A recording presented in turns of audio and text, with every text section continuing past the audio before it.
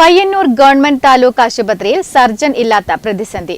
ഒഴിഞ്ഞുകിടക്കുന്ന surgeon പോസ്റ്റിൽ നിയമനം നടത്തുക എന്ന ആവശ്യവുമായി ഡിവൈഎഫ്ഐ ആശുപത്രി സൂപ്രണ്ട് ഓഫീസ് ഉപരോധിച്ചു.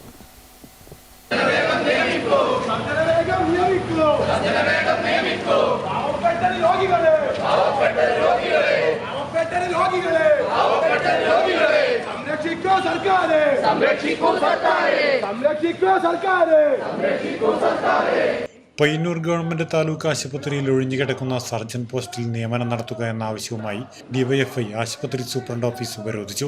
പ്രതിദിനം 1000-ഓളം രോഗികൾ ചികിത്സ തേടിയെത്തുന്ന ഈ ആശുപത്രിയിൽ ജോലി ചെയ്തിരുന്ന സർജൻ ഇക്കഴിഞ്ഞ ആഗസ്റ്റ് 1 മുതൽ സ്ഥലം മാറിപ്പോയെങ്കിലും ഇതുവരെ പുതിയ സർജനെ നിയമിക്കാൻ അധികൃതർക്കായിട്ടില്ല.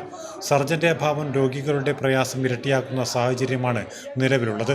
ആശുപത്രിയിലെ രൂക്ഷമായ ഡോക്ടർ ക്ഷാമം പരിഹരിക്കണമെന്നും അടിയന്തരമായി സർജനെ നിയമിക്കണമെന്നും ആവശ്യപ്പെട്ട് നടത്തിയ ഉപരോധത്തിന് DYFI block secretary CV Rahanej, president C Shijil, joint secretary K Manuraj, Muhammad Hashim തുടങ്ങിയവർ നേതൃത്വം നൽകി. ഡിവൈഎഫ്ഐ പ്രതിനിധികളുമായി സംസാരിച്ച ഘട്ടത്തിൽ DMOയിൽ നിന്ന് കിട്ടിയൊരു ഉറപ്പ് എന്ന് പറയുന്നത് PG എക്സാം ഒക്കെ നടക്കുകയാണ്. അപ്പോൾ ഡോക്ടർമാരുടെ ലഭ്യതക്കുറവ് ഇപ്പോൾ നിലവിൽ ഉണ്ട്, കണ്ണൂർ ജില്ലയടക്കം മൊത്തത്തിലുണ്ട്.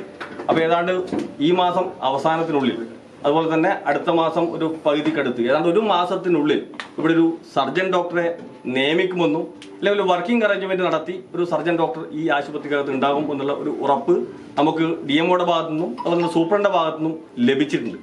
ആ അടിസ്ഥാനത്തിൽ നമുക്ക് ഇന്നത്തെ ഉപരോധ സമരം താൽക്കാലികമായിട്ട് അവസാനിപ്പിക്കാം എന്നാണ് പറഞ്ഞത്. സെപ്റ്റംബർ 15-നുള്ളിൽ സർജൻ പോസ്റ്റിൽ നിയമനം നടത്തുമെന്ന് ആശുപത്രി സൂപ്രണ്ട് ഡിവൈഎഫ്ഐ നേതാക്കൾക്ക് ഉറപ്പു നൽകി. Network news, Payyanur.